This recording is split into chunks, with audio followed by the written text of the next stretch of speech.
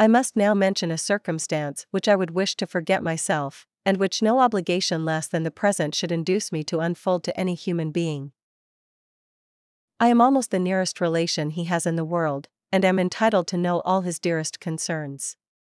But you are not entitled to know mine, nor will such behavior as this ever induce me to be explicit. Let me be rightly understood. The turn of your countenance I shall never forget, as you said that I could not have addressed you in any possible way that would induce you to accept me. Oh! He is indeed, but considering the inducement, my dear Miss Eliza, we cannot wonder at his complaisance, for who would object to such a partner? Elizabeth looked archly, and turned away. It was the prospect of constant society, and good society, he added, which was my chief inducement to enter the shire. But amidst your concern for the defects of your nearest relations, and your displeasure at this representation of them, let it give you consolation to consider that, to have conducted yourself so as to avoid any share of the like censure, is praise no less generally bestowed on you and your eldest sister, than it is honorable to the sense and disposition of both. I will only say farther, that from what passed that evening, my opinion of all parties was confirmed, and every inducement heightened, which could have led me before, to preserve my friend from what I esteemed a most unhappy connection. He left Netherfield for London, on the day following, as you, I am certain, remember, with the design of soon returning. The part which I acted, is now to be explained. His sister's uneasiness had been equally excited with my own, our coincidence of feeling was soon discovered, and, alike sensible that no time was to be lost in detaching their brother, we shortly resolved on joining him directly in London. We accordingly went, and there I readily engaged in the office of pointing out to my friend the certain evils of such a choice I described, and enforced them earnestly. But, however this remonstrance might have staggered or delayed his determination, I do not suppose that it would ultimately have prevented the marriage, had it not been seconded by the assurance, which I hesitated not in giving, of your sister's indifference. Mr. Wickham's chief object was unquestionably my sister's fortune, which is £30,000, but I cannot help supposing that the hope of revenging himself on me was a strong inducement. It was reasonable that he should feel he had been wrong. He had liberality, and he had the means of exercising it, and though she would not place herself as his principal inducement, she could, perhaps, believe that remaining partiality for her might assist his endeavors in a cause where her peace of mind must be materially concerned. She could not yet recover from the surprise of what had happened. It was impossible to think of anything else, and totally indisposed for employment, she resolved soon after breakfast to indulge herself in air and exercise. Reflection must be reserved for solitary hours. Whenever she was alone, she gave way to it as the greatest relief, and not a day went by without a solitary walk, in which she might indulge in all the delight of unpleasant recollections. She saw that he wanted to engage her on the old subject of his grievances, and she was in no humor to indulge him. Her niece was, therefore, obliged to submit, and they took their way towards the house on the opposite side of the river, in the nearest direction, but their progress was slow, for Mr. Gardiner, though seldom able to indulge the taste, was very fond of fishing, and was so much engaged in watching the occasional appearance of some trout in the water, and talking to the man about them, that he advanced but little. But now suppose as much as you choose, give a loose to your fancy, indulge your imagination in every possible flight which the subject will afford, and unless you believe me actually married, you cannot greatly err. When that business was over, he applied to Miss Bingley and Elizabeth for the indulgence of some music. Elizabeth had frequently united with Jane in an endeavor to check the imprudence of Catherine and Lydia, but while they were supported by their mother's indulgence, what chance could there be of improvement? Having never even fancied herself in love before, her regard had all the warmth of first attachment, and from her age and disposition, greater steadiness than first attachments often boast, and so fervently did she value his remembrance, and prefer him to every other man, that all her good sense, and all her attention to the feelings of her friends, were requisite to check the indulgence of those regrets, which must have been injurious to her own health and their tranquillity. The mischief of neglect and mistaken indulgence towards such a girl. Blaming everybody but the person to whose ill-judging indulgence the errors of her daughter must be principally owing. And it is the more to be lamented, because there is reason to suppose, as my dear Charlotte informs me, that this licentiousness of behavior in your daughter has proceeded from a faulty degree of indulgence, though, at the same time, for the consolation of yourself and Mrs. Bennet, I am inclined to think that her own disposition must be naturally bad, or she could not be guilty of such an enormity, at so early an age. Tell your sister I am delighted to hear of her improvement on the harp, and pray let her know that I am quite in raptures with her beautiful little design for a table, and I think it infinitely superior to Miss Grantley's. Will you give me leave to defer your raptures till I write again? At present I have not room to do them justice. Oh. She then yawned again, threw aside her book, and cast her eyes round the room in quest of some amusement, when hearing her brother mentioning a ball to Miss Bennet, she turned suddenly towards him and said, "By the by, Charles, are you really serious in meditating a dance at Netherfield? I would advise you, before you determine on it, to consult the wishes of the present party. I am much mistaken if there are not some among us to whom a ball would be rather a punishment than a pleasure." "If you mean Darcy," cried her brother, "he may go to bed, if he chooses, before it begins, but as for the ball, it is quite a settled thing, and as soon as Nichols has made white soup one enough I shall send round my cards." "I should like balls infinitely better," she replied, "if they were carried on in a different manner, but there is something insufferably tedious in the usual process of such a meeting. I should infinitely prefer a book." But of this answer Lydia heard not a word.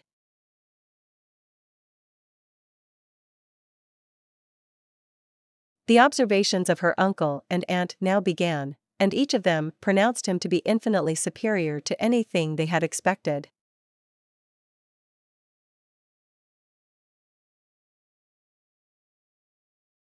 Chapter 16. It was the second week in May, in which the three young ladies set out together from Grassetchett Street, for the town of, in Hertfordshire, and, as they drew near the appointed inn where Mr. Bennet's carriage was to meet them, they quickly perceived, in token of the coachman's punctuality, both Kitty and Lydia looking out of a dining-room upstairs.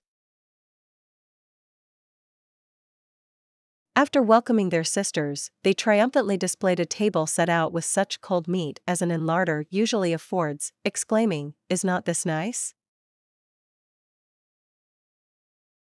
She had not been many hours at home, before she found that the Brighton scheme, of which Lydia had given them a hint at the inn, was under frequent discussion between her parents.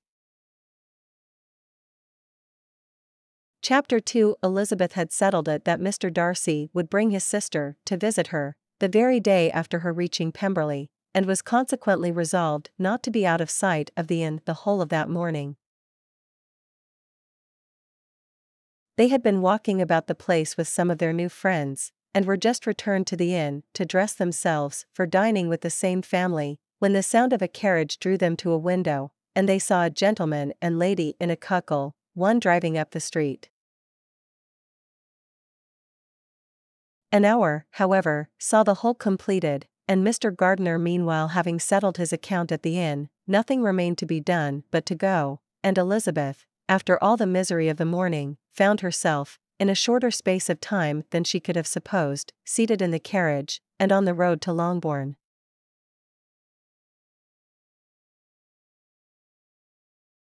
How soon any other wishes introduced themselves I can hardly tell, but I believe in about half an hour after I had seen you.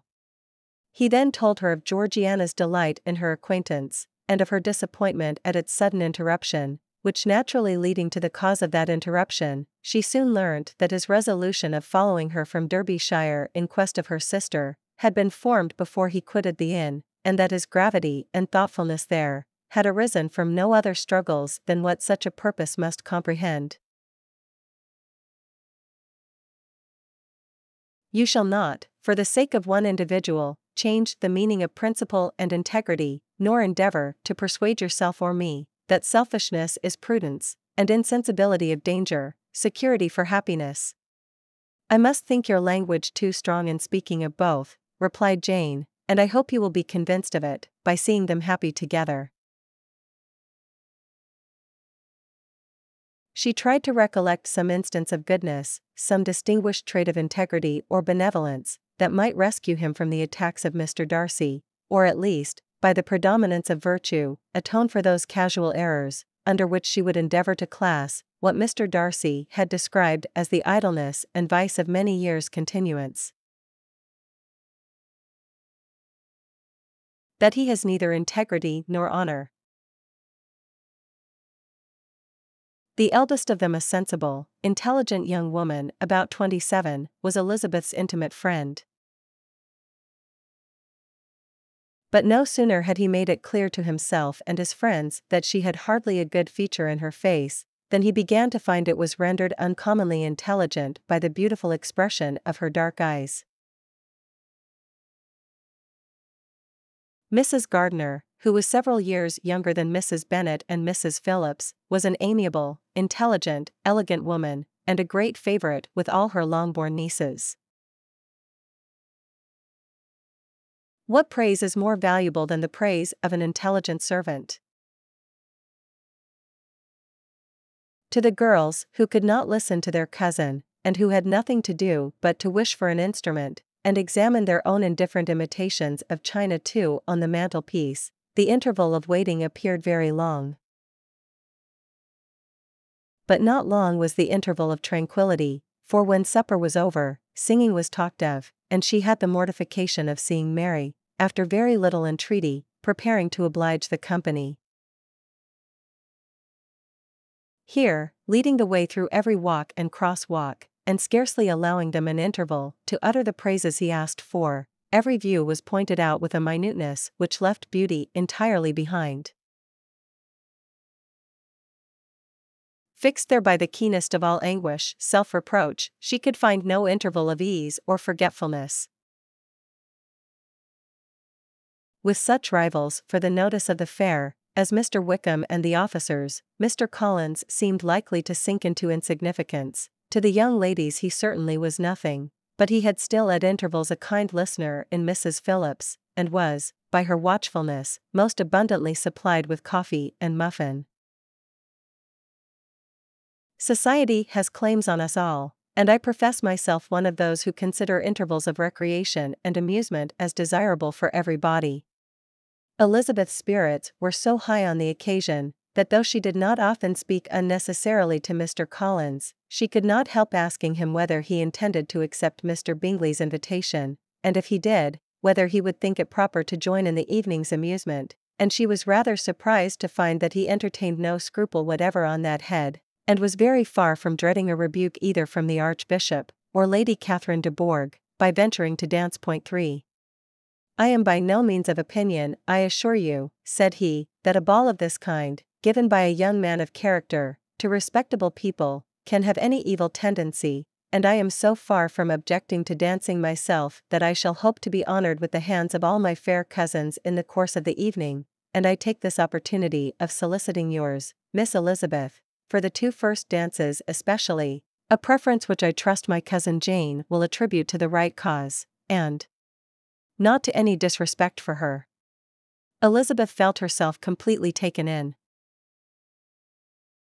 In the intervals of her discourse with Mrs. Collins, she addressed a variety of questions to Maria and Elizabeth, but especially to the latter, of whose connections she knew the least, and who she observed to Mrs. Collins, was a very genteel, pretty kind of girl.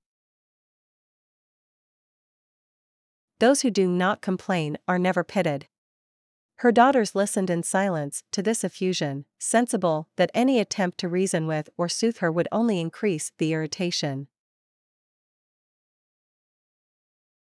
A day or two passed before Jane had courage to speak of her feelings to Elizabeth, but at last on Mrs. Bennet's leaving them together, after a longer irritation than usual about Netherfield and its master, she could not help saying, "Oh."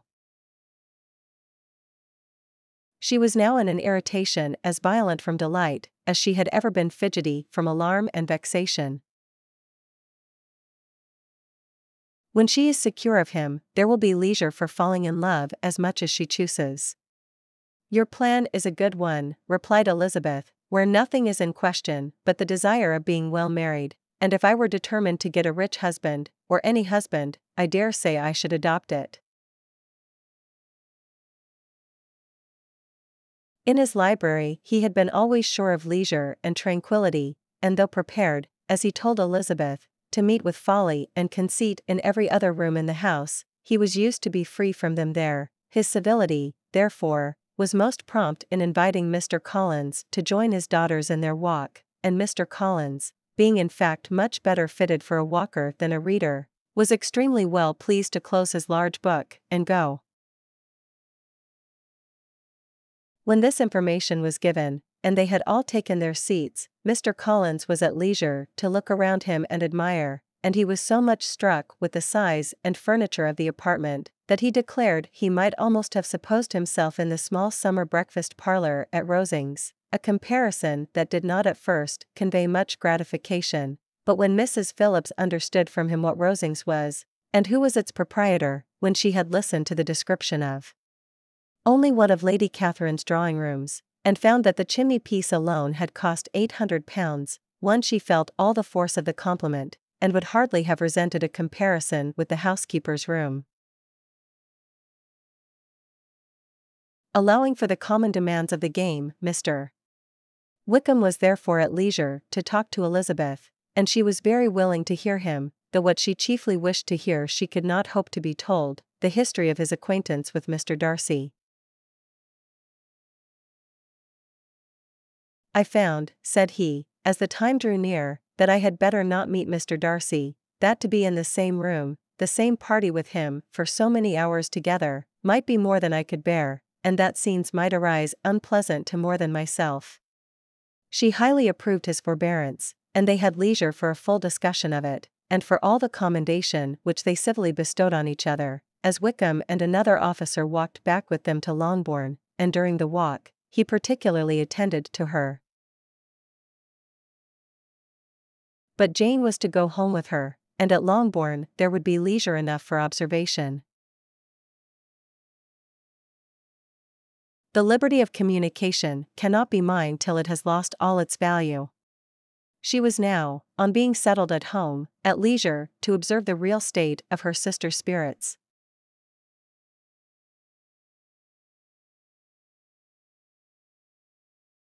Mr. Gardiner would be prevented by business from setting out till a fortnight later in July, and must be in London again within a month, and as that left too short a period for them to go so far, and see so much as they had proposed, or at least to see it with the leisure and comfort they had built on, they were obliged to give up the lakes, and substitute a more contracted tour, and, according to the present plan, were to go no farther northward than Derbyshire. A most welcome negative followed the last question, and her alarms being now removed, she was at leisure to feel a great deal of curiosity to see the house herself, and when the subject was revived the next morning, and she was again applied to, could readily answer, and with a proper air of indifference, that she had not really any dislike to the scheme. On applying to see the place, they were admitted into the hall, and Elizabeth, as they waited for the housekeeper, had leisure to wonder at her being where she was. Had Elizabeth been at leisure to be idle, she would have remained certain that all employment was impossible to one so wretched as herself, but she had her share of business as well as her aunt, and amongst the rest there were notes to be written to all their friends in Lambton, with false excuses for their sudden departure. "We will settle with your father about the money afterwards, but the things should be ordered immediately."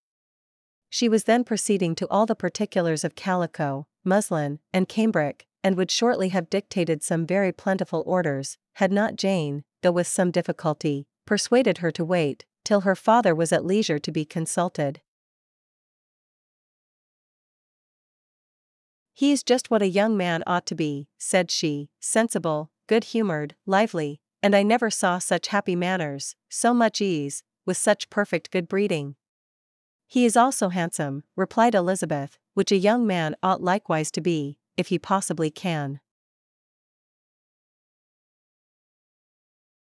Bingley intended it likewise, and sometimes made choice of his county, but as he was now provided with a good house and the liberty of a manor, for it was doubtful to many of those who best knew the easiness of his temper, whether he might not spend the remainder of his days at Netherfield, and leave the next generation to purchase.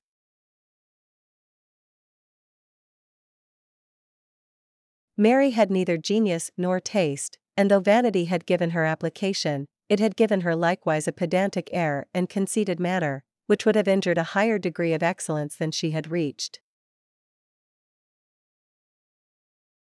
At first there seemed danger of Lydia's engrossing him entirely, for she was a most determined talker, but being likewise extremely fond of lottery tickets, she soon grew too much interested in the game, too eager in making bets and exclaiming after prizes, to have attention for any one in particular.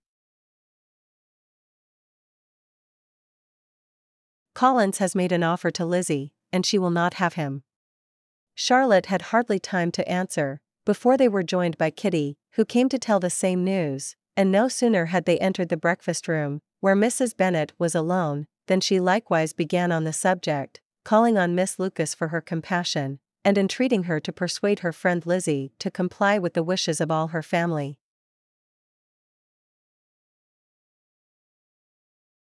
He was anxious to avoid the notice of his cousins, from a conviction that if they saw him depart, they could not fail to conjecture his design, and he was not willing to have the attempt known till its success could be known likewise, for though feeling almost secure, and with reason, for Charlotte had been tolerably encouraging, he was comparatively diffident since the adventure of Wednesday.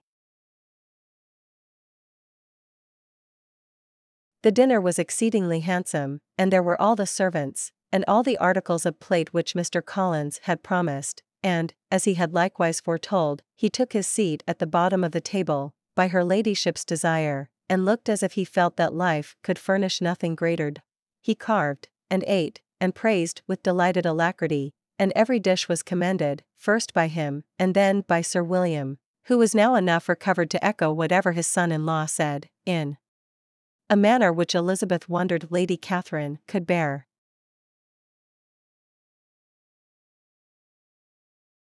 Very few days passed in which Mr. Collins did not walk to Rosings, and not many in which his wife did not think it necessary to go likewise, until Elizabeth recollected that there might be other family livings to be disposed of. She could not understand the sacrifice of so many hours.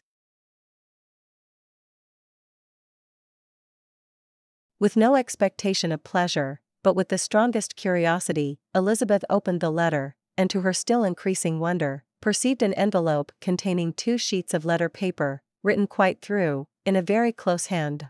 The envelope itself was likewise full. Pursuing her way along the lane, she then began it. Miss Bingley saw all this likewise, and, in the imprudence of anger, took the first opportunity of saying, with sneering civility, "Pray, Miss Eliza, are not the Shire militia removed from Meryton?"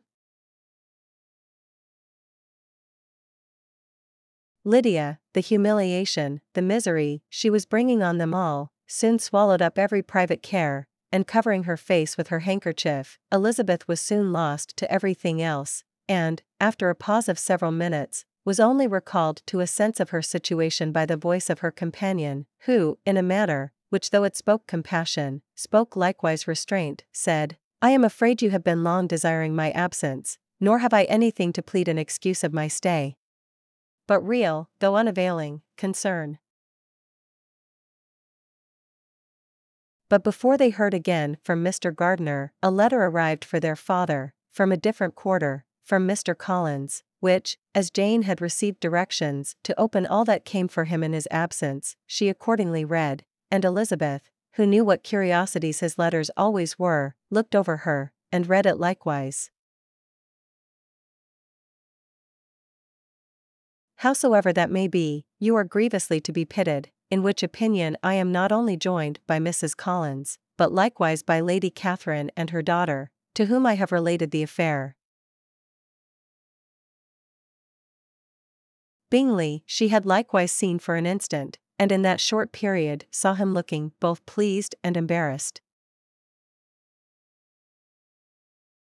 He bore it with noble indifference, and she would have imagined that Bingley had received his sanction to be happy, had she not seen his eyes likewise turned towards Mr. Darcy, with an expression of half-laughing alarm.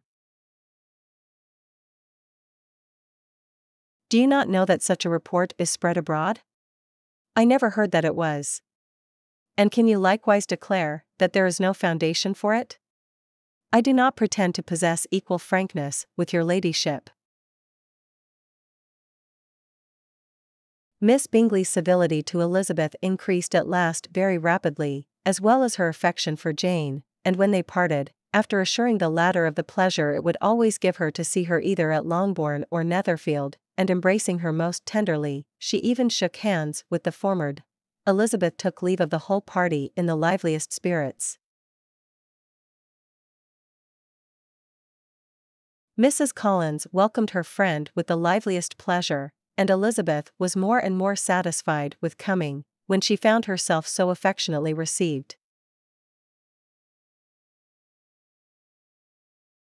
Jane could have no reserves from Elizabeth, where confidence would give pleasure, and instantly embracing her, acknowledged, with the liveliest emotion, that she was the happiest creature in the world.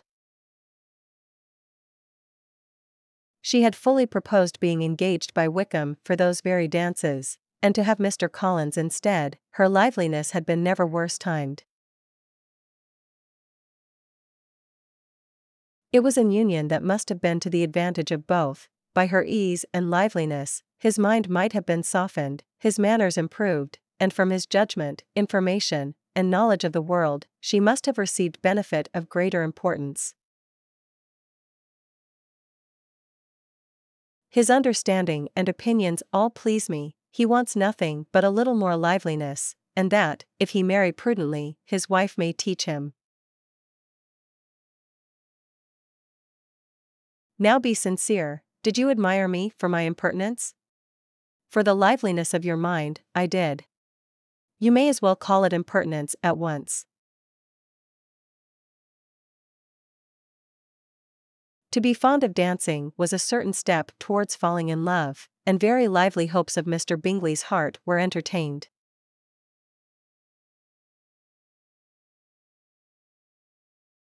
Mr. Bingley had soon made himself acquainted with all the principal people in the room. He was lively and unreserved, danced every dance, was angry that the ball closed so early, and talked of giving one himself at Netherfield. She told the story however with great spirit among her friends, for she had a lively, playful disposition, which delighted in anything ridiculous.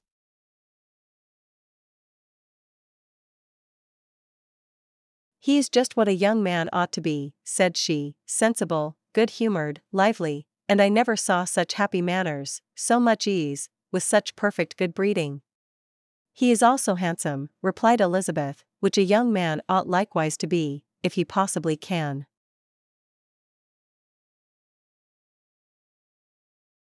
After playing some Italian songs, Miss Bingley varied the charm by a lively Scotch air, and soon afterwards Mr. Darcy, drawing near Elizabeth, said to her, "Do not you feel a great inclination, Miss Bennet, to seize such an opportunity of dancing a reel?" Too she smiled, but made no answer.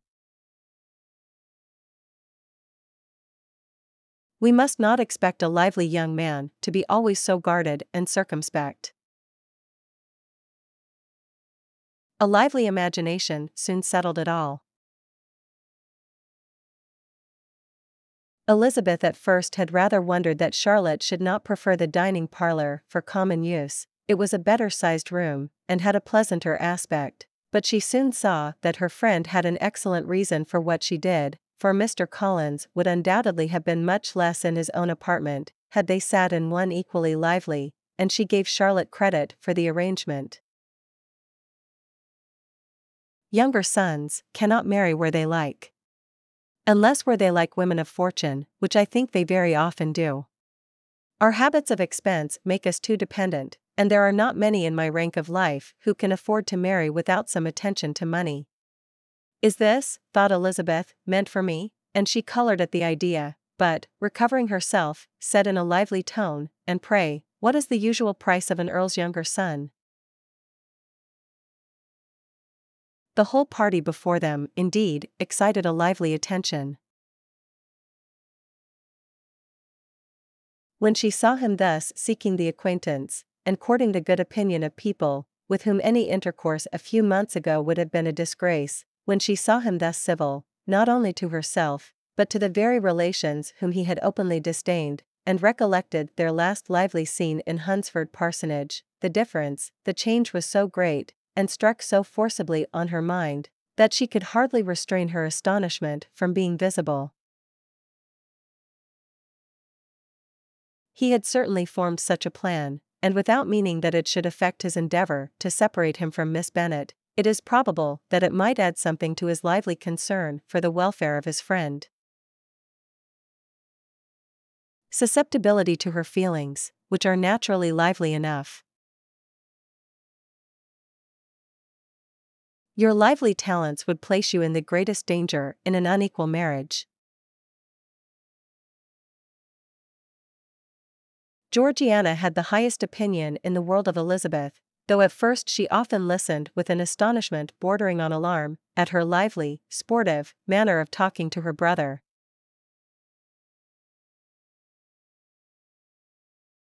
Elizabeth was glad to be taken to her immediately, and Jane, who had only been withheld by the fear of giving alarm or inconvenience, from expressing in her note how much she longed for such a visit, was delighted at her entrance.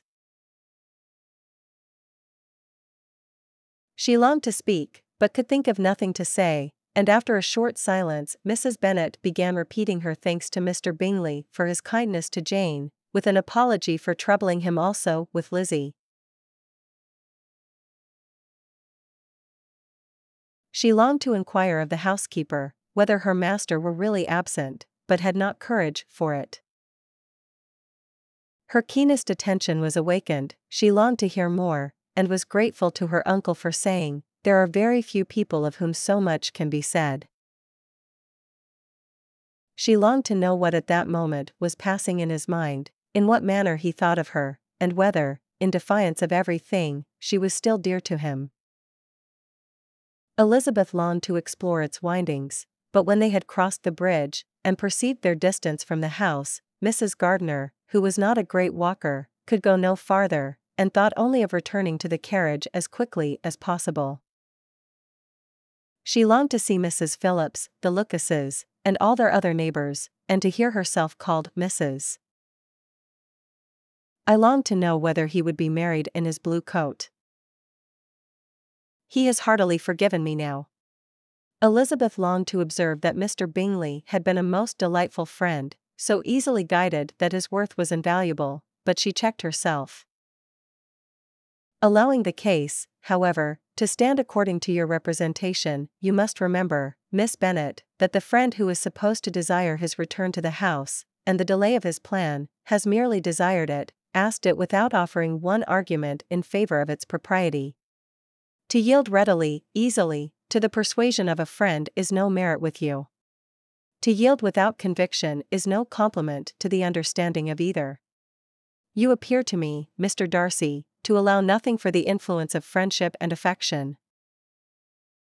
But, my dearest Jane, you cannot seriously imagine that because Miss Bingley tells you her brother greatly admires Miss Darcy, he is in the smallest degree less sensible of your merit than when he took leave of you on Tuesday, or that it will be in her power to persuade him that instead of being in love with you, he is very much in love with her friend.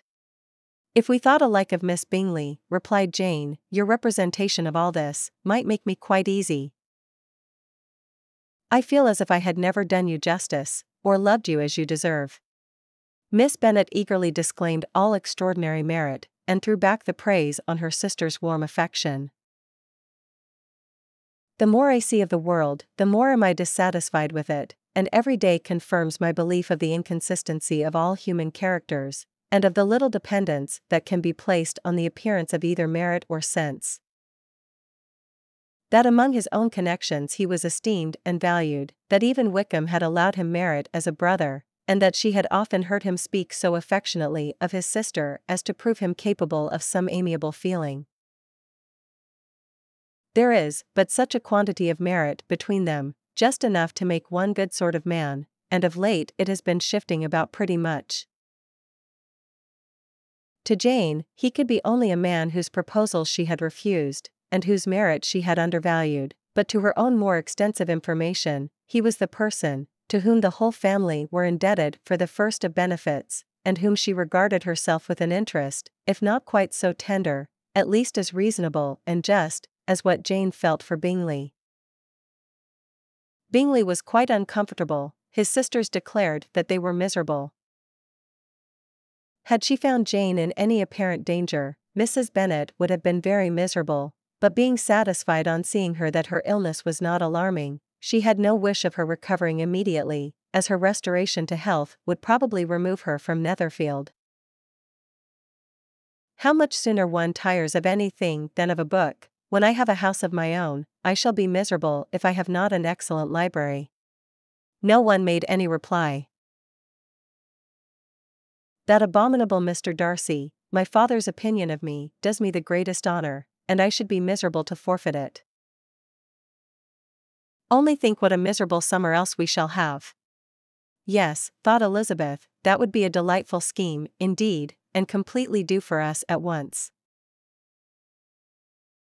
If such goodness does not make her miserable now, she will never deserve to be happy. There are undoubtedly many who could not say the same, but thanks to Lady Catherine de Bourgh, I am removed far beyond the necessity of regarding little matters. Mr. Wickham's attention was caught, and after observing Mr. Collins for a few moments, he asked Elizabeth in a low voice whether her relation were very intimately acquainted with the family of de Bourgh. He joined them on their entering the town and attended them to their aunt's, where his regret and vexation, and the concern of everybody was well talked over. To Elizabeth, however, he voluntarily acknowledged that the necessity of his absence had been self-imposed. You know my mother's ideas as to the necessity of constant company for her friends. It could not be for society, as he frequently sat there 10 minutes together without opening his lips, and when he did speak, it seemed the effect of necessity rather than of choice, a sacrifice to propriety, not a pleasure to himself.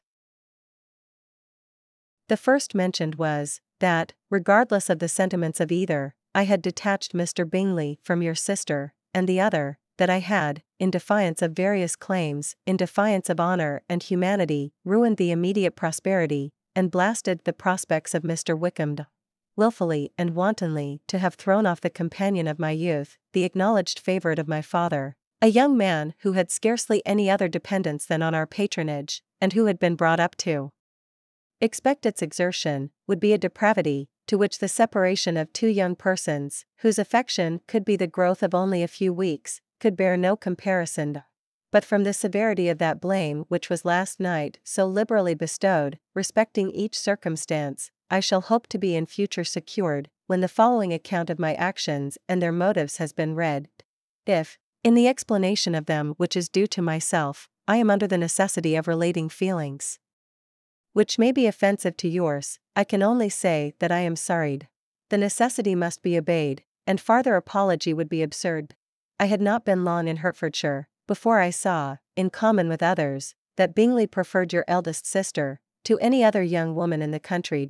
But it was not till the evening of the dance at Netherfield that I had any apprehension of his feeling a serious attachment. I had often seen him in love before. At that ball, while I had the honor of dancing with you, I was first made acquainted, by Sir William Lucas's accidental information, that Bingley's attentions to your sister had given rise to a general expectation of their marriage.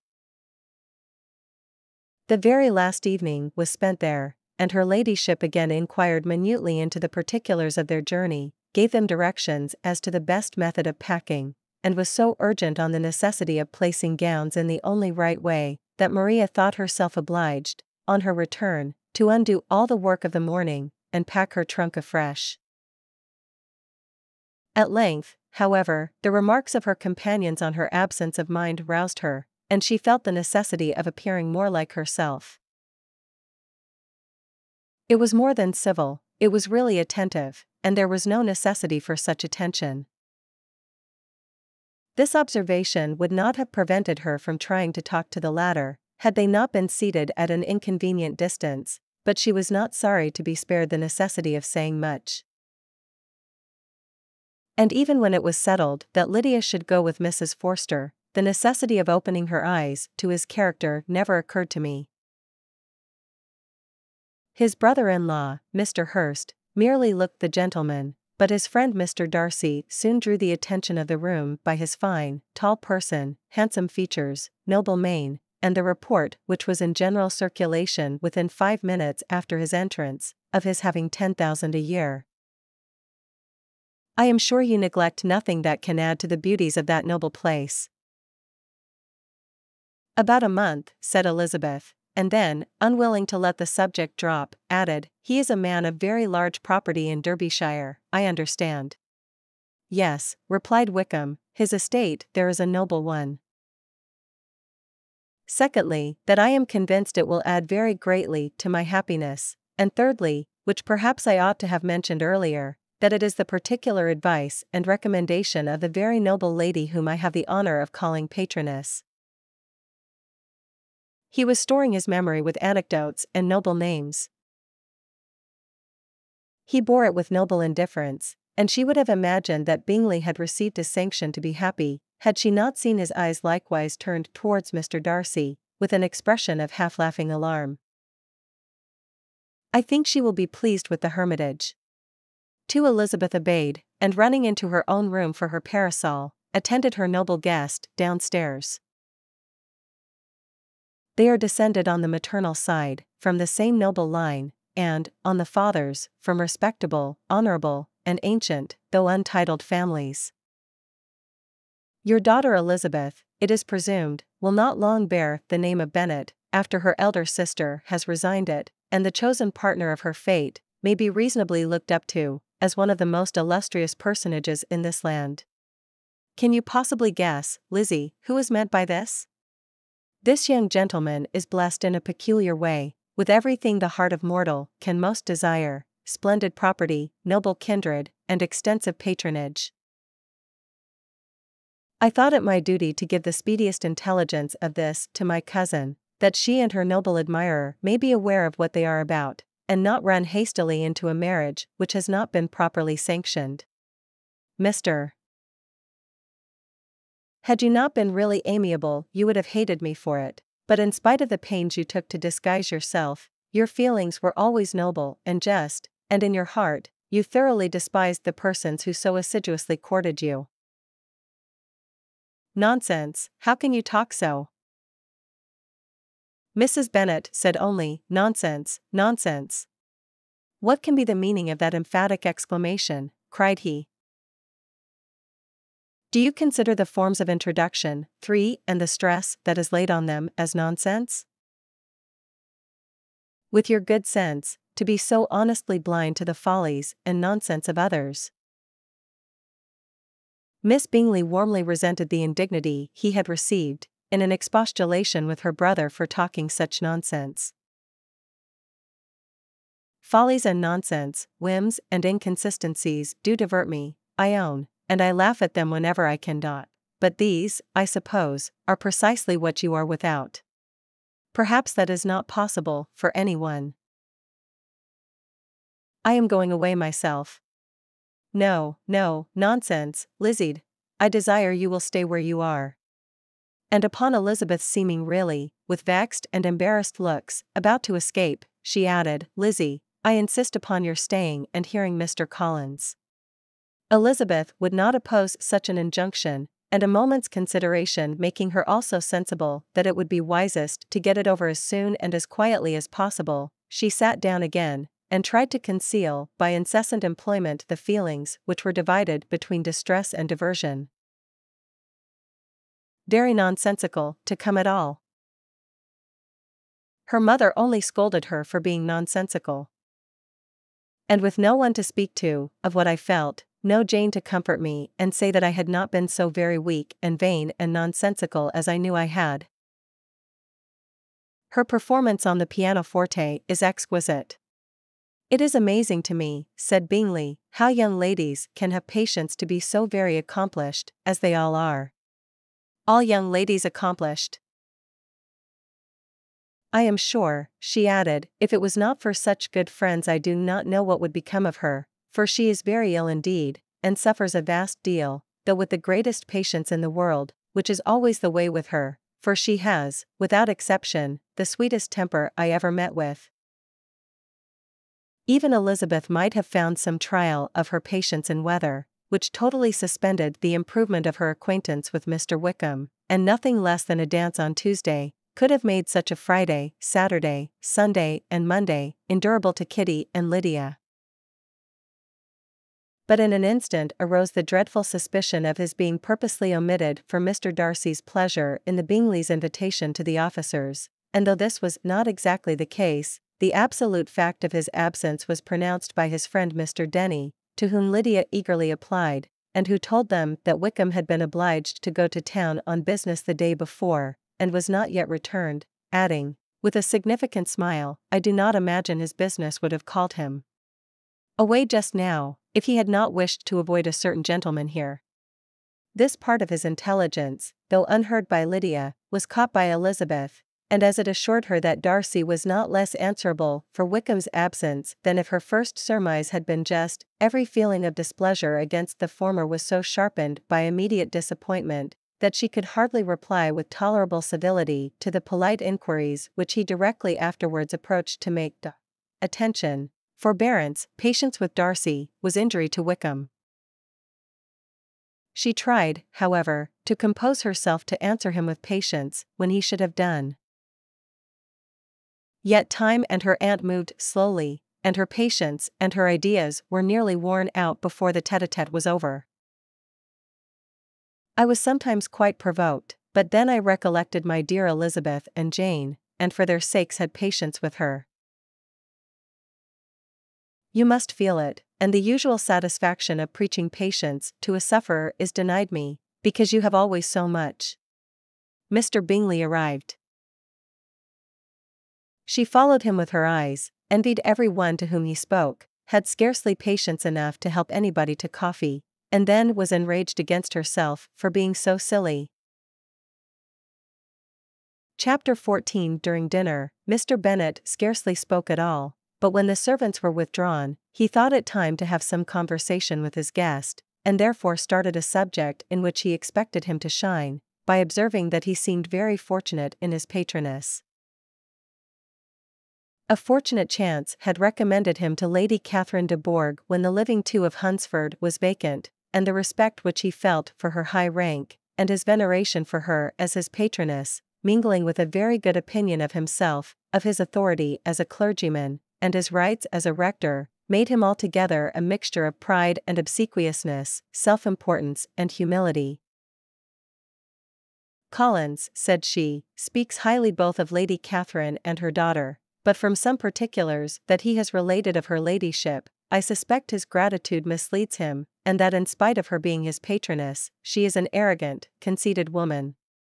I believe her to be both in a great degree, replied Wickham. I have not seen her for many years, but I very well remember that I never liked her, and that her manners were dictatorial and insolent. I have found out, said he, by a singular accident, that there is now in the room a near relation of my patroness. Secondly, that I am convinced it will add very greatly to my happiness, and thirdly, which perhaps I ought to have mentioned earlier, that it is the particular advice and recommendation of the very noble lady whom I have the honor of calling patroness. The power of displaying the grandeur of his patroness to his wondering visitors, and of letting them see her civility towards himself and his wife, was exactly what he had wished for, and that an opportunity of doing it should be given so soon, was such an instance of Lady Catherine's condescension as he knew not how to admire enough. Resignation to inevitable evils is the duty of us all, the peculiar duty of a young man who has been so fortunate as I have been in early preferment, and I trust one resigned. Your sister I also watched.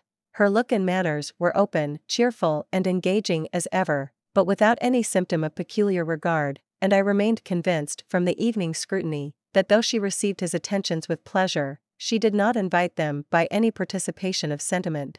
If you have not been mistaken here, I must have been in an error. A scheme of which every part promises delight, can never be successful, and general disappointment is only warded off by the defense of some little peculiar vexation. When Lydia went away, she promised to write very often and very minutely to her mother and Kitty, but her letters were always long expected, and always very short. Now what have you to say? Only this, that if he is so, you can have no reason to suppose he will make an offer to me. Lady Catherine hesitated for a moment, and then replied, the engagement between them is of a peculiar kind. Your daughter Elizabeth, it is presumed, will not long bear the name of Bennet, after her elder sister has resigned it, and the chosen partner of her fate may be reasonably looked up to as one of the most illustrious personages in this land. Can you possibly guess, Lizzie, who is meant by this? This young gentleman is blessed in a peculiar way, with everything the heart of mortal can most desire, splendid property, noble kindred, and extensive patronage. I have more than once observed to Lady Catherine, that her charming daughter seemed born to be a duchess, and that the most elevated rank, instead of giving her consequence, would be adorned by her. These are the kind of little things which please her ladyship, and it is a sort of attention which I conceive myself peculiarly bound to pay. You judge very properly, said Mr. Bennet, and it is happy for you that you possess the talent of flattering with delicacy. In that county there was enough to be seen, to occupy the chief of their 3 weeks, and to Mrs. Gardiner it had a peculiarly strong attraction. She soon learned that they were indebted for their present good understanding to the efforts of his aunt, who did call on him in her return through London, and there relate her journey to Longbourn, its motive, and the substance of her conversation with Elizabeth, dwelling emphatically on every expression of the latter, which, in her ladyship's apprehension, peculiarly denoted her perverseness and assurance, in the belief that such a relation must assist her endeavors to obtain that promise from her nephew, which she had refused to give. We can all plague and punish one another. Do not consider me now as an elegant female intending to plague you, but as a rational creature speaking the truth from her heart. You are uniformly charming, cried he, with an air of awkward gallantry, and I am persuaded that when sanctioned by the express authority of both your excellent parents, my proposals will not fail of being acceptable. To such perseverance in wilful self-deception Elizabeth would make no reply, and immediately and in silence withdrew, determined that if he persisted in considering her repeated refusals as flattering encouragement, to apply to her father, whose negative might be uttered in such a manner as must be decisive, and whose behavior at least could not be mistaken for the affectation and coquetry of an elegant female. In a fortnight they were to go, and once gone, she hoped there could be nothing more to plague her on his account. She had been graciously pleased to approve of both the discourses, which he had already had the honor of preaching before her. And there was my aunt, all the time I was dressing, preaching and talking away just as if she was reading a sermon. You must feel it, and the usual satisfaction of preaching patience to a sufferer is denied me, because you have always so much. Mr. Bingley arrived. And never allow yourself to be blinded by prejudice? I hope not. It is particularly incumbent on those who never change their opinion, to be secure of judging properly at first. May I ask to what these questions tend? Merely to the illustration of your character, said she, endeavoring to shake off her gravity. With a strong prejudice against everything he might say, she began his account of what had happened at Netherfield. The general prejudice against Mr. Darcy is so violent, that it would be the death of half the good people in Meryton, to attempt to place him in an amiable light.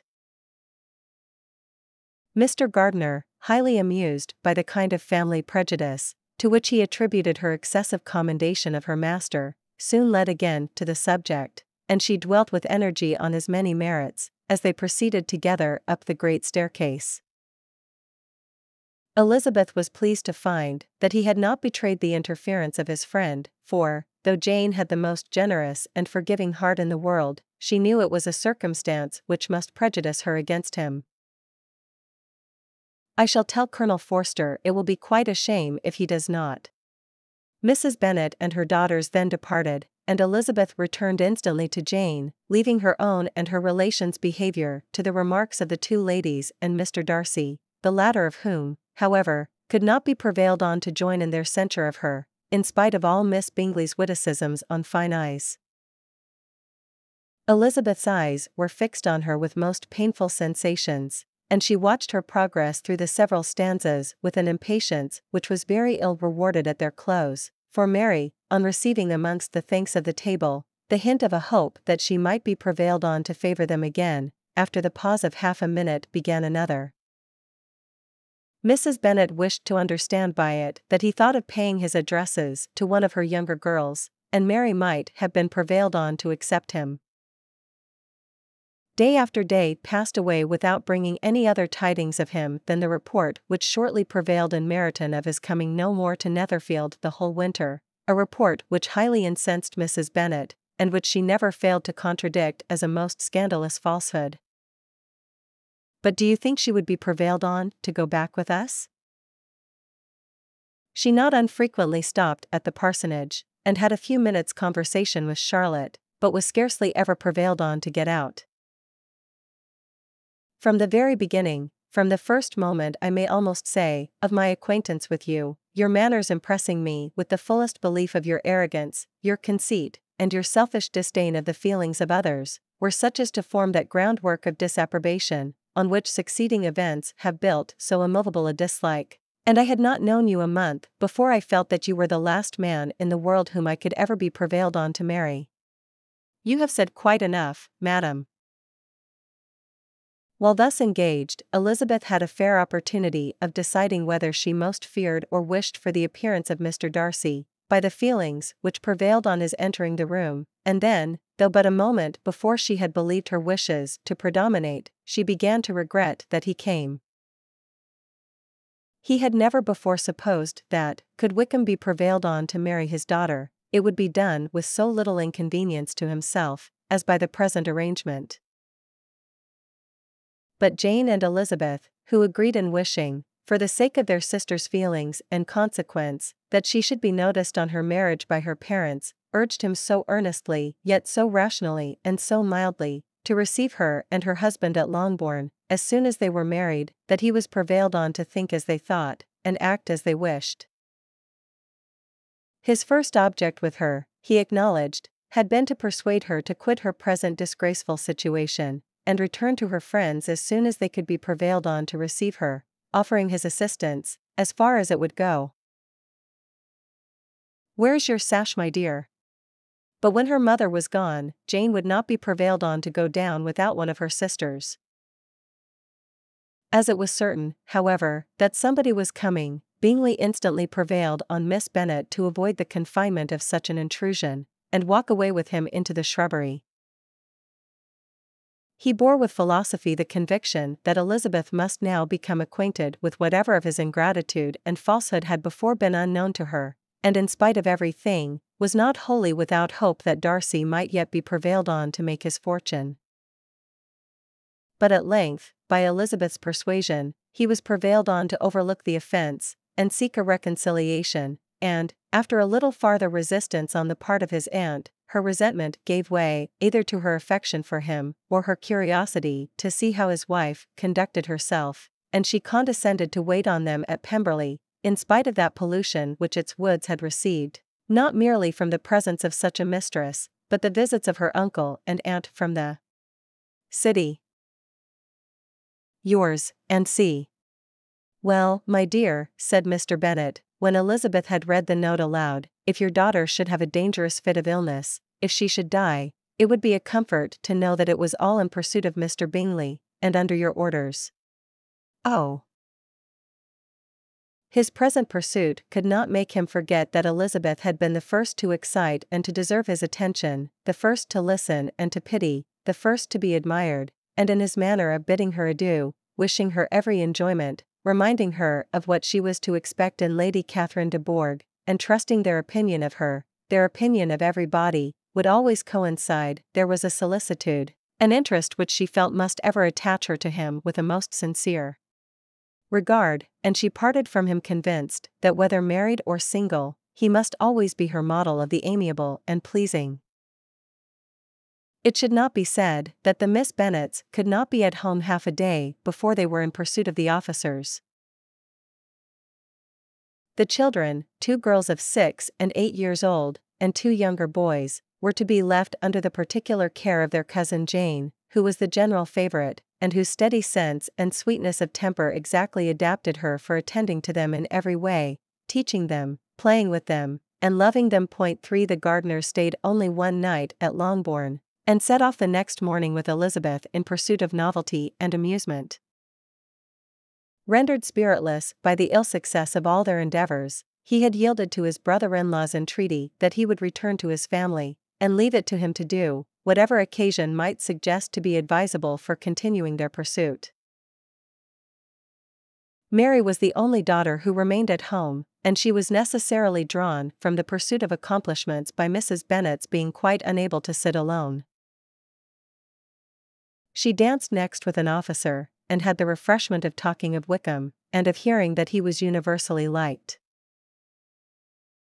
They were then, with no other delay than his pointing out the neatness of the entrance, taken into the house, and as soon as they were in the parlor, he welcomed them a second time with ostentatious formality to his humble abode, and punctually repeated all his wife's offers of refreshment. She examined into their employments, looked at their work, and advised them to do it differently, found fault with the arrangement of the furniture, or detected the housemaid in negligence, and if she accepted any refreshment, seemed to do it only for the sake of finding out that Mrs. Collins's joints of meat were too large for her family. On Mr. and Mrs. Gardiner's coming up, they were all pressed to go into the house and take some refreshment, but this was declined, and they parted on each side with the utmost politeness. Mrs. Bennet, with great civility, begged her ladyship to take some refreshment, but Lady Catherine very resolutely, and not very politely, declined eating anything, and then rising up, said to Elizabeth, "Miss Bennet, there seemed to be a prettyish kind of a little wilderness on one side of your lawn."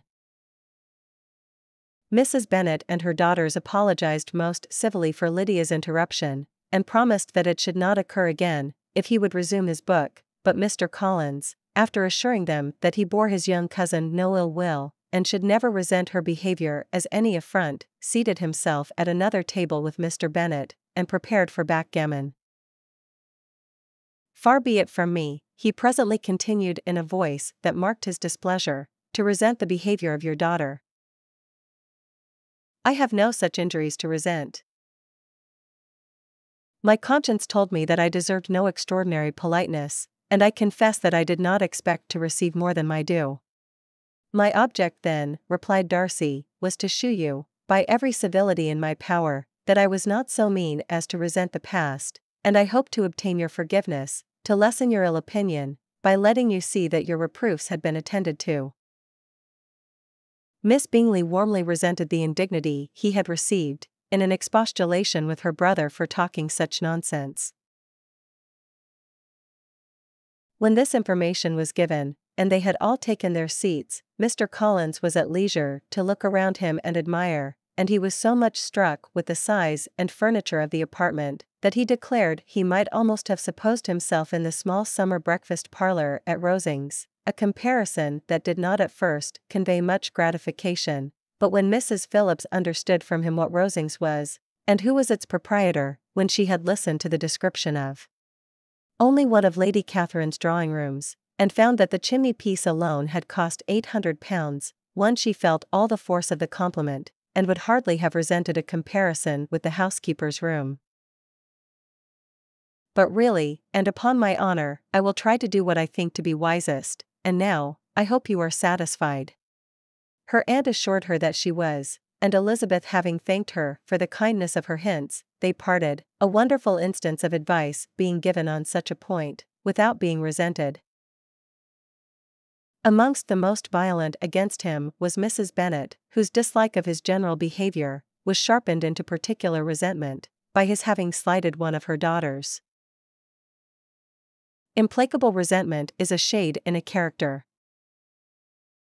"Yes, always," she replied, without knowing what she said, for her thoughts had wandered far from the subject, as soon afterwards appeared by her suddenly exclaiming, "I remember hearing you once say, Mr. Darcy, that you hardly ever forgave, that your resentment once created was unappeasable."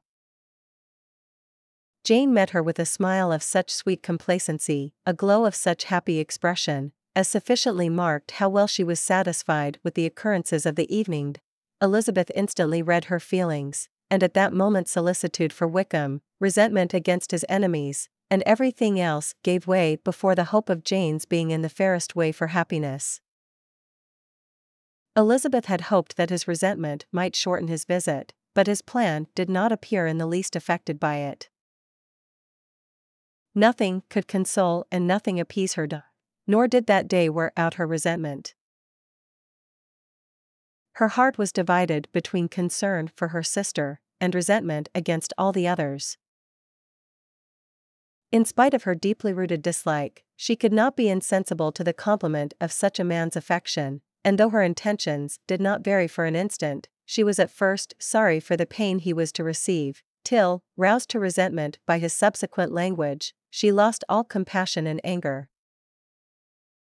"The feelings which, you tell me, have long prevented the acknowledgement of your regard, can have little difficulty in overcoming it after this explanation." Mr. Darcy, who was leaning against the mantelpiece with his eyes fixed on her face, seemed to catch her words with no less resentment than surprise. "Your superior knowledge of your sister must make the latter probable. If it be so, if I have been misled by such error, to inflict pain on her, your resentment has not been unreasonable." His resentment was in proportion to the distress of his circumstances, and he was doubtless as violent in his abuse of me to others, as in his reproaches to myself. She immediately felt that whatever desire Miss Darcy might have of being acquainted with her, must be the work of her brother, and without looking farther, it was satisfactory, it was gratifying to know that his resentment had not made him think really ill of her. That his anger could be carried to such a point of inconceivable resentment, as to refuse his daughter a privilege, without which her marriage would scarcely seem valid, exceeded all that she could believe possible. On the gentleman's appearing, her color increased, yet she received them with tolerable ease, and with a propriety of behavior equally free from any symptom of resentment, or any unnecessary complaisance. And with regard to the resentment of his family, or the indignation of the world, if the former were excited by his marrying me, it would not give me one moment's concern, and the world in general would have too much sense to join in the scorn. And this is your real opinion?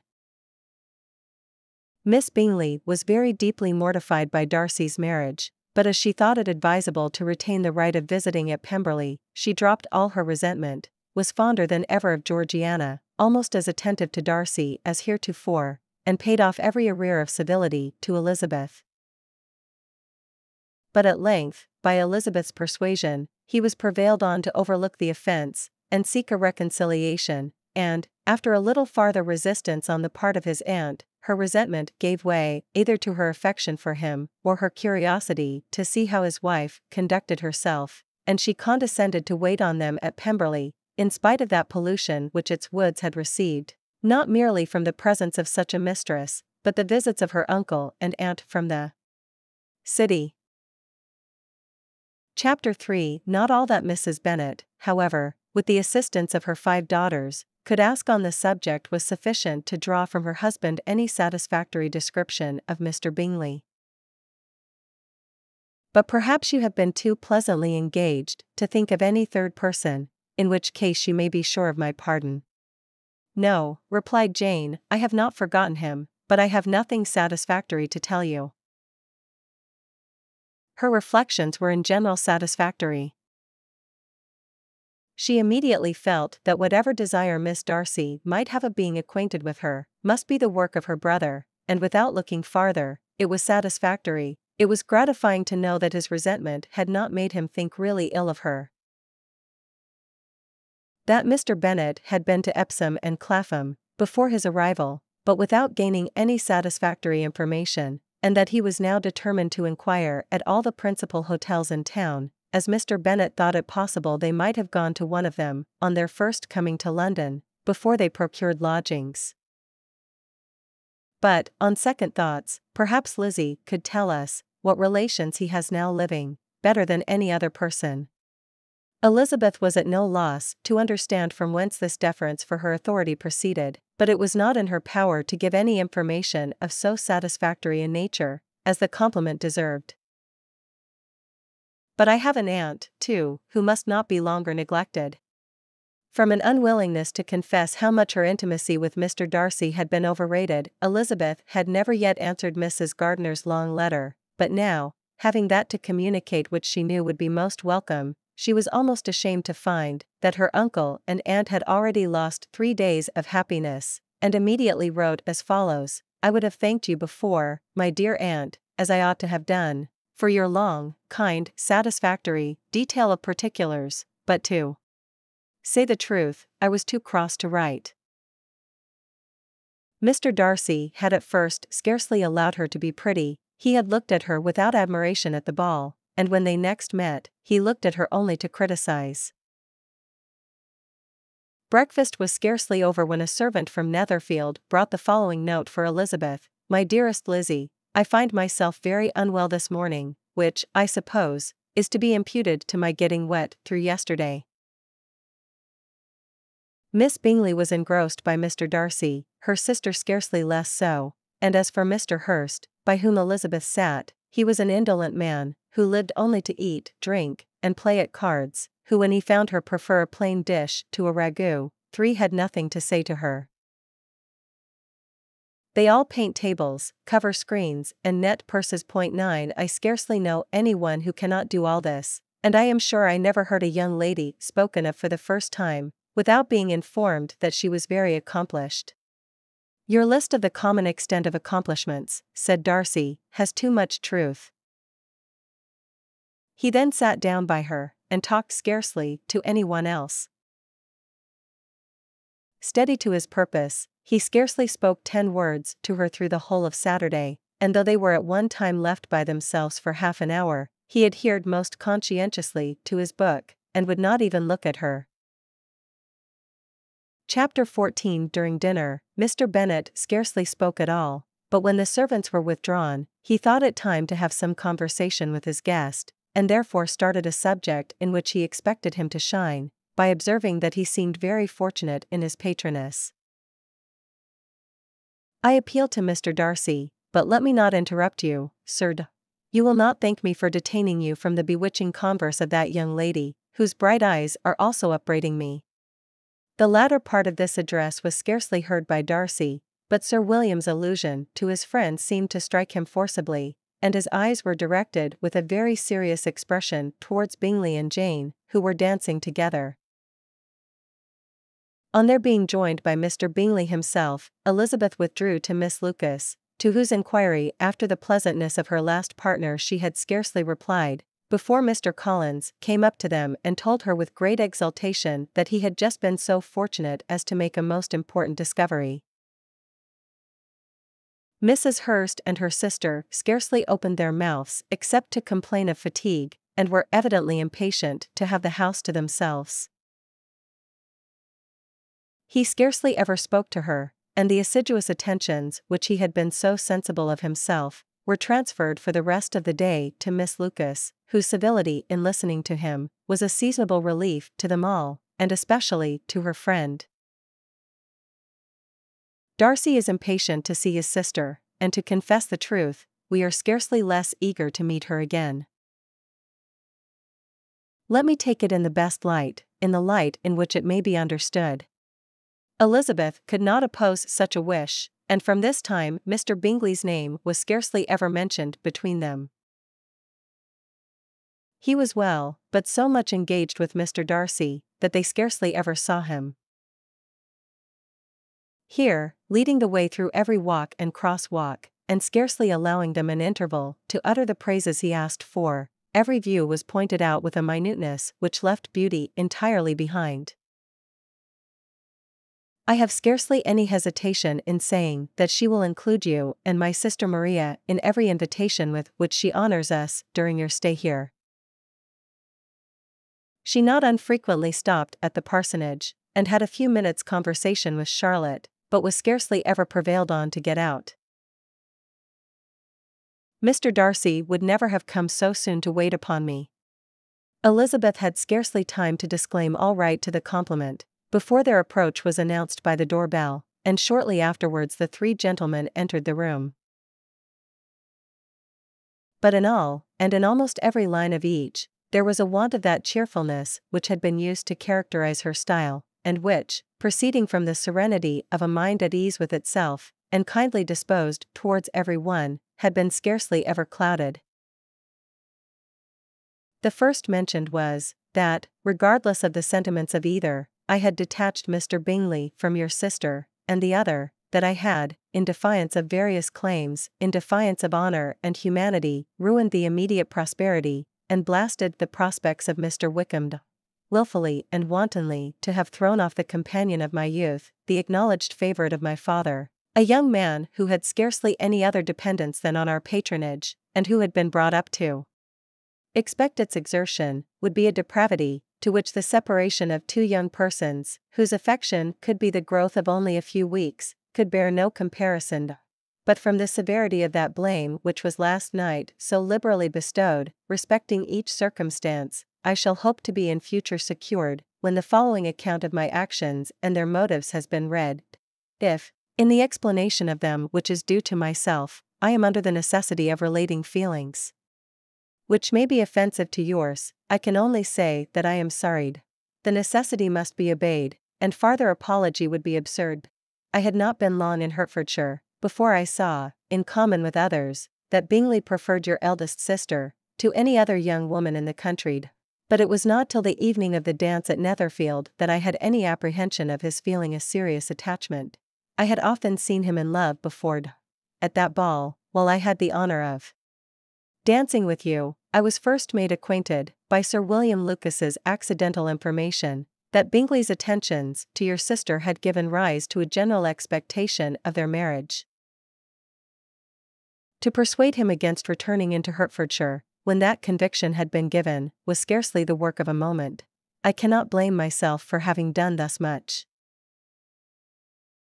Her feelings as she read were scarcely to be defined. This must be the grossest falsehood.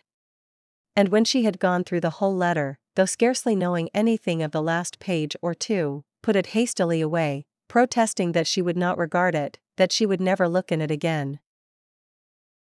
Catherine, weak-spirited, irritable, and completely under Lydia's guidance, had been always affronted by their advice, and Lydia, self-willed and careless, would scarcely give them a hearing. The rapture of Lydia on this occasion, her adoration of Mrs. Forster, the delight of Mrs. Bennet, and the mortification of Kitty, are scarcely to be described. In essentials, I believe, he is very much what he ever was. While she spoke, Wickham looked as if scarcely knowing whether to rejoice over her words, or to distrust their meaning. They stood a little aloof while he was talking to their niece, who, astonished and confused, scarcely dared lift her eyes to his face, and knew not what answer she returned to his civil inquiries after her family.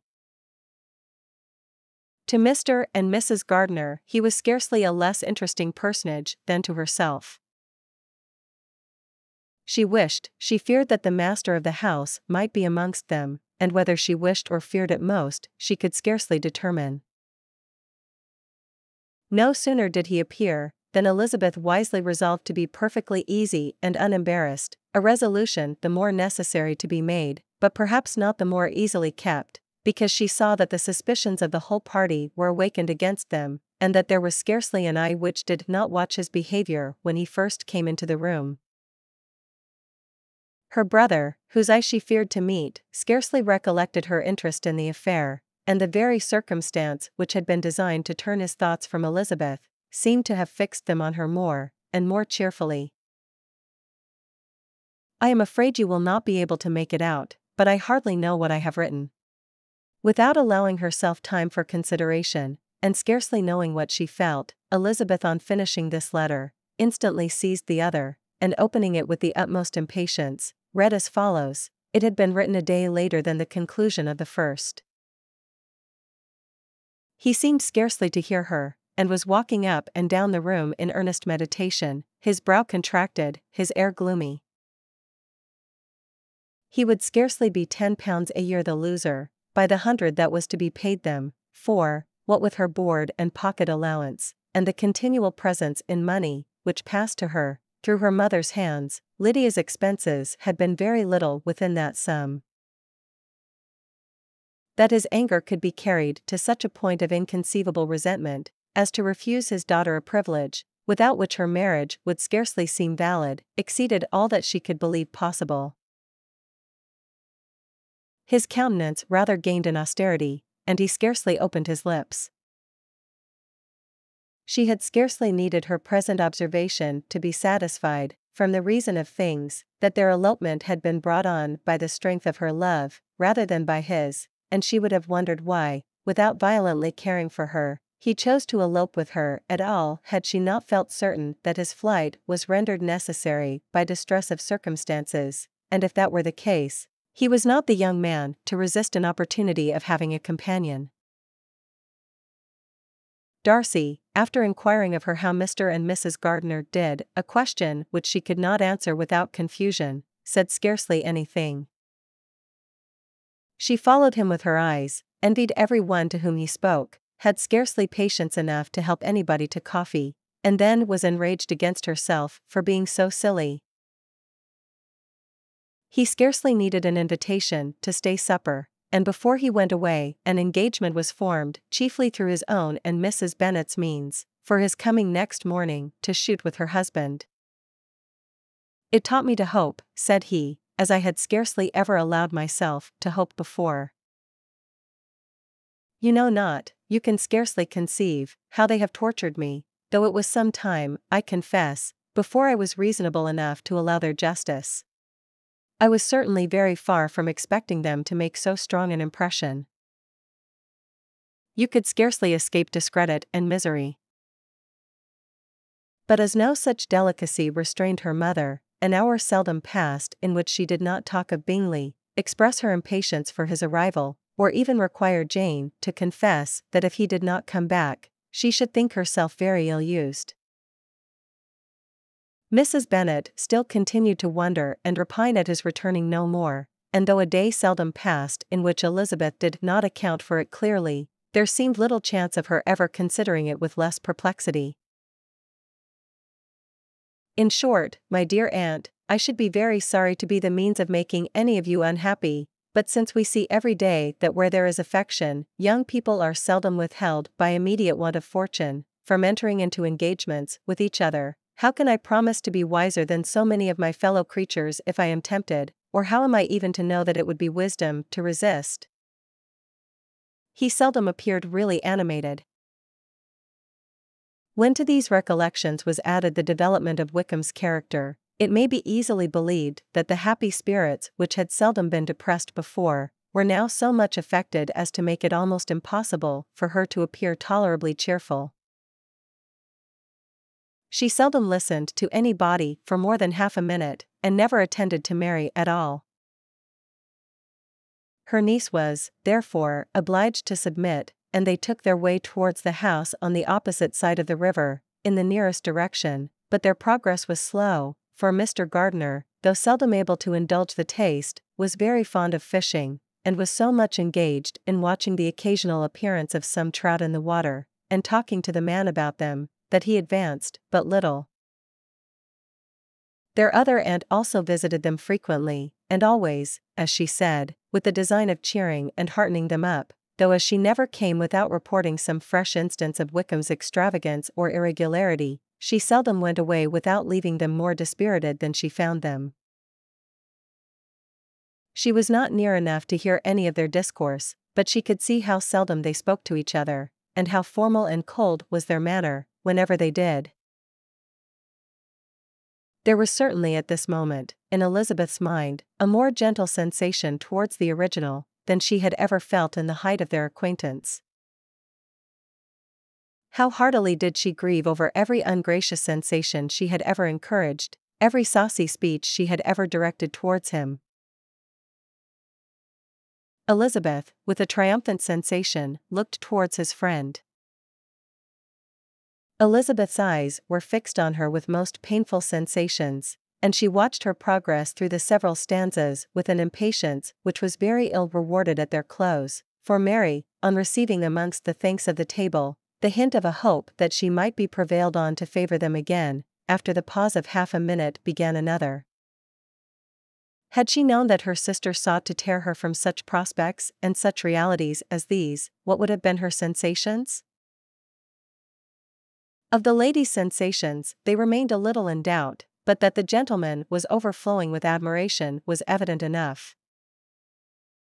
Mr. Bingley's defense of his friend was a very able one, I dare say, but since he is unacquainted with several parts of the story, and has learnt the rest from that friend himself, I shall venture still to think of both gentlemen as I did before. She then changed the discourse to one more gratifying to each, and on which there could be no difference of sentiment. Who could about such a nasty little freckled thing? Elizabeth was shocked to think that, however incapable of such coarseness of expression herself, the coarseness of the sentiment was little other than her own breast had formerly harbored and fancied liberal. Every idea that had been brought forward by the housekeeper was favorable to his character, and as she stood before the canvas, on which he was represented, and fixed his eyes upon herself, she thought of his regard with a deeper sentiment of gratitude than it had ever raised before. She remembered its warmth, and softened its impropriety of expression. If gratitude and esteem are good foundations of affection, Elizabeth's change of sentiment will be neither improbable nor faulty. No sentiment of shame gave a damp to her triumph. But it was a hope shortly checked by other considerations, and she soon felt that even her vanity was insufficient, when required to depend on his affection for her, for a woman who had already refused him, as able to overcome a sentiment so natural as abhorrence against relationship with Wickham. But Elizabeth had sources of uneasiness which could not be suspected by Jane, to whom she had never yet had courage to shew Mrs. Gardiner's letter, or to relate her own change of sentiment towards him. I had hoped that our sentiments coincided in every particular, but I must so far differ from you as to think our two youngest daughters uncommonly foolish. My dear Mr. Bennet, you must not expect such girls to have the sense of their father and mother. When they get to our age, I dare say they will not think about officers any more than we do. Such a circumstance could only exasperate farther, and when he ceased, the color rose into her cheeks, and she said, in such cases as this, it is, I believe, the established mode to express a sense of obligation for the sentiments avowed, however unequally they may be returned. It was dated from Rosings, at 8 o'clock in the morning, and was as follows: Be not alarmed, madam, on receiving this letter, by the apprehension of its containing any repetition of those sentiments, or renewal of those offers, which were last night so disgusting to you. The first mentioned was, that, regardless of the sentiments of either, I had detached Mr. Bingley from your sister, and the other, that I had, in defiance of various claims, in defiance of honor and humanity, ruined the immediate prosperity, and blasted the prospects of Mr. Wickham, wilfully and wantonly to have thrown off the companion of my youth, the acknowledged favorite of my father, a young man who had scarcely any other dependence than on our patronage, and who had been brought up to expect its exertion, would be a depravity, to which the separation of two young persons, whose affection could be the growth of only a few weeks, could bear no comparison. But from the severity of that blame which was last night so liberally bestowed, respecting each circumstance, I shall hope to be in future secured, when the following account of my actions and their motives has been read. If, in the explanation of them which is due to myself, I am under the necessity of relating feelings which may be offensive to yours, I can only say that I am sorry. The necessity must be obeyed, and farther apology would be absurd.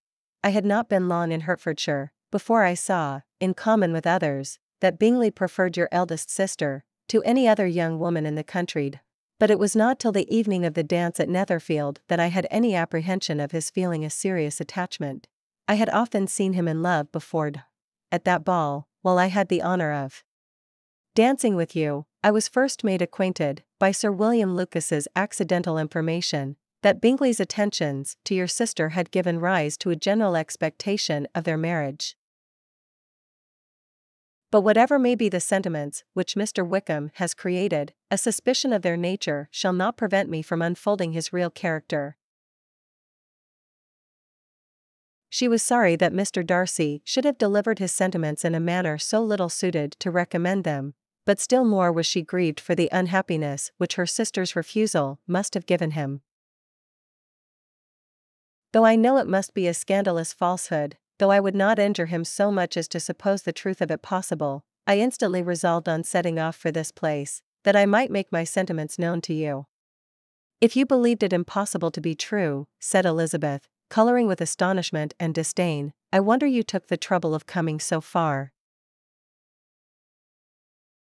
My affections and wishes are unchanged, but one word from you will silence me on this subject forever. Elizabeth, feeling all the more than common awkwardness and anxiety of his situation, now forced herself to speak, and immediately, though not very fluently, gave him to understand that her sentiments had undergone so material a change, since the period to which he alluded, as to make her receive with gratitude and pleasure his present assurances. But his anger, I am persuaded, lasted no longer than he remained in any doubt of your sister's sentiments. His pride never deserts him, but with the rich, he is liberal-minded, just, sincere, rational, honorable, and perhaps agreeable, allowing something for fortune and figure. The whist party soon afterwards breaking up, the players gathered round the other table, and Mr. Collins took his station between his cousin Elizabeth and Mrs. Phillips. The usual inquiries as to his success were made by the latter. I would rather be paid the compliment of being believed sincere.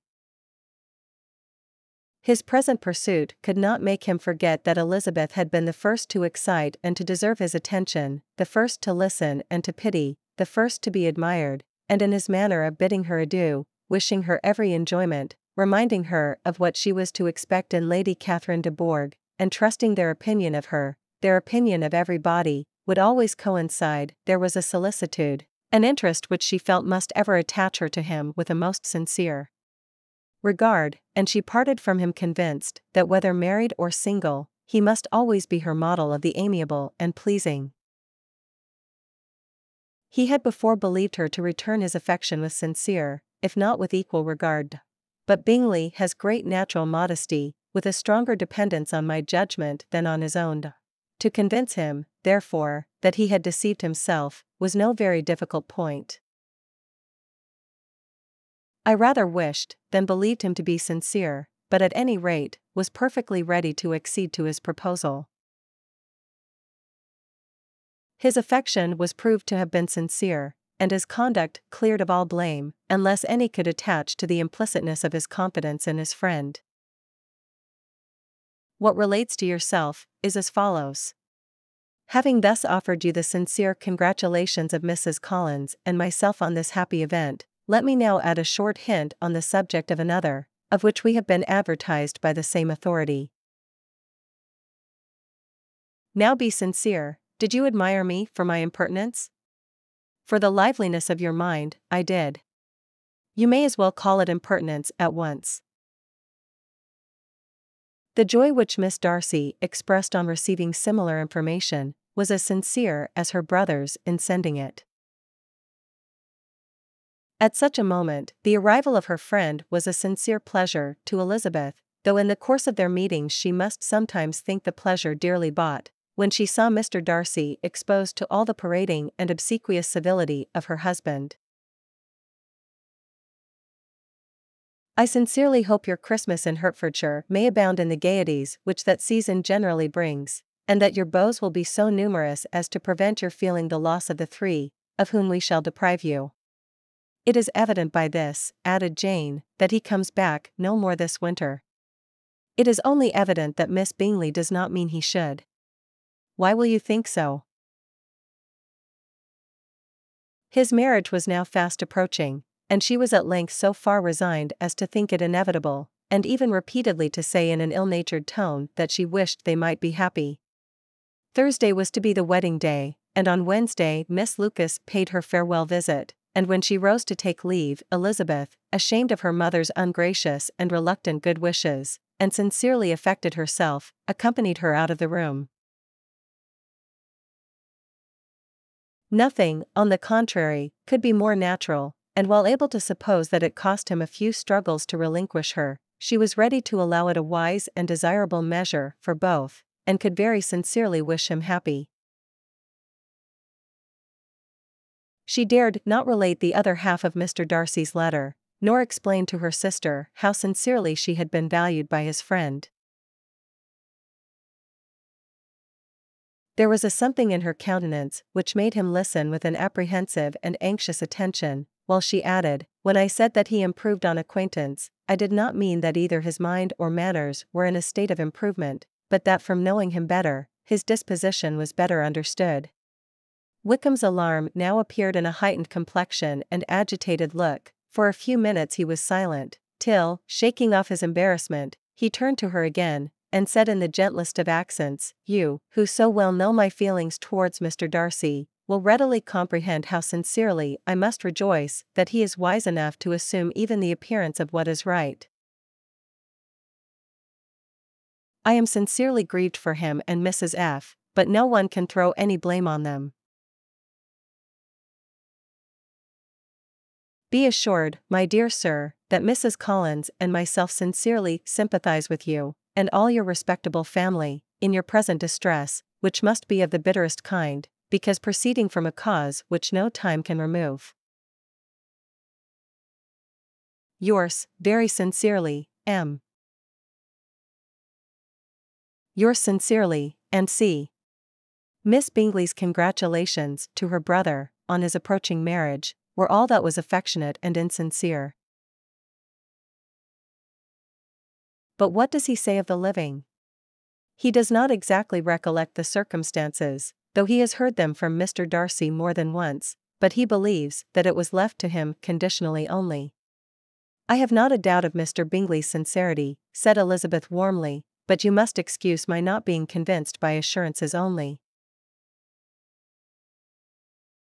We seem to have been designed for each other. Elizabeth could safely say that it was a great happiness where that was the case, and with equal sincerity could add that she firmly believed and rejoiced in his domestic comforts.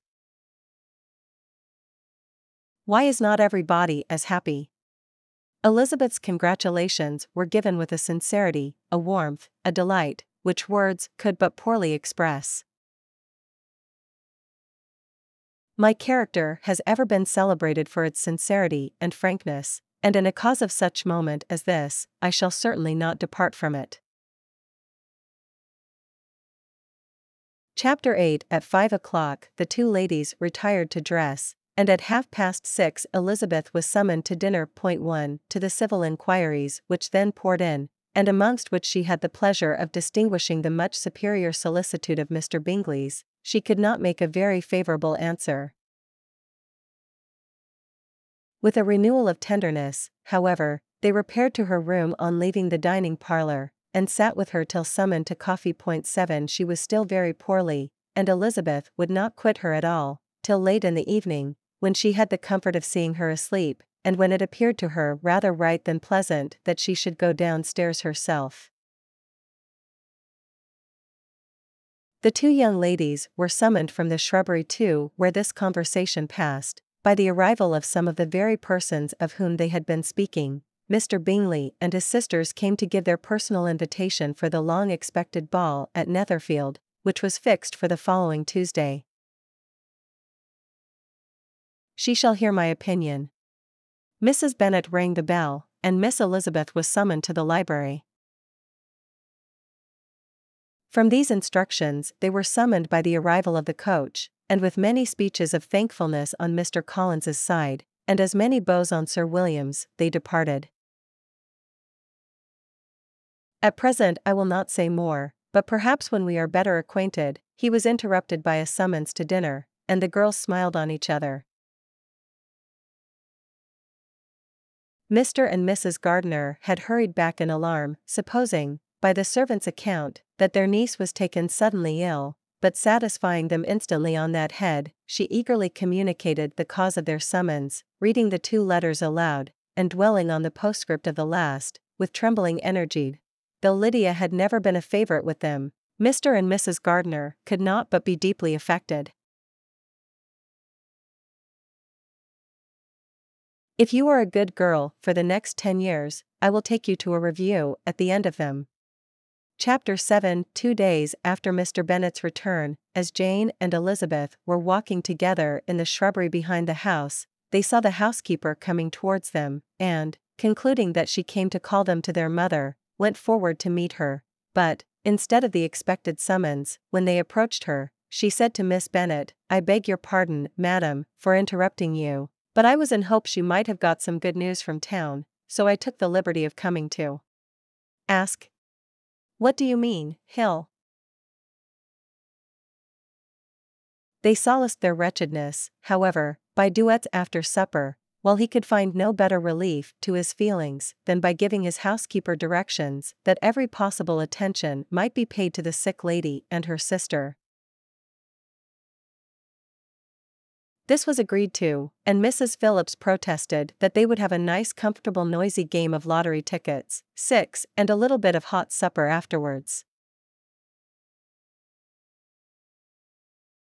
She has the reputation of being remarkably sensible and clever, but I rather believe she derives part of her abilities from her rank and fortune, part from her authoritative manner, and the rest from the pride of her nephew, who chooses that every one connected with him should have an understanding of the first class. Elizabeth allowed that he had given a very rational account of it, and they continued talking together with mutual satisfaction till supper put an end to cards, and gave the rest of the ladies their share of Mr. Wickham's attentions. There could be no conversation in the noise of Mrs. Phillips's supper party, but his manners recommended him to everybody. Lydia talked incessantly of lottery tickets, of the fish she had lost and the fish she had won, and Mr. Collins, in describing the civility of Mr. and Mrs. Phillips, protesting that he did not in the least regard his losses at whist, enumerating all the dishes at supper, and repeatedly fearing that he crowded his cousins, had more to say than he could well manage before the carriage stopped at Longbourn House. When they sat down to supper, therefore, she considered it a most unlucky perverseness which placed them within one of each other, and deeply was she vexed to find that her mother was talking to that one person, Lady Lucas, freely, openly, and of nothing else but of her expectation that Jane would be soon married to Mr. Bingley.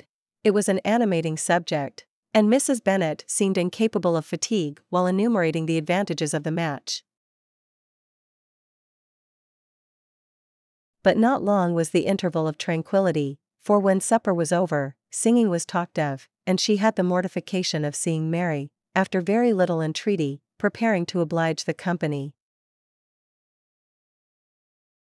Mrs. Bennet had designed to keep the 2 Netherfield gentlemen to supper, but their carriage was unluckily ordered before any of the others, and she had no opportunity of detaining them. He scarcely needed an invitation to stay supper, and before he went away an engagement was formed, chiefly through his own and Mrs. Bennet's means, for his coming next morning to shoot with her husband.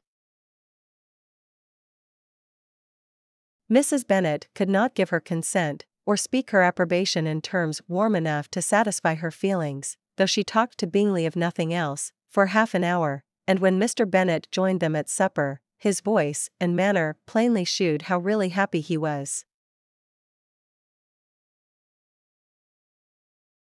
Bingley, from this time, was of course a daily visitor at Longbourn, coming frequently before breakfast, and always remaining till after supper, unless when some barbarous neighbour, who could not be enough detested, had given him an invitation to dinner, which he thought himself obliged to accept.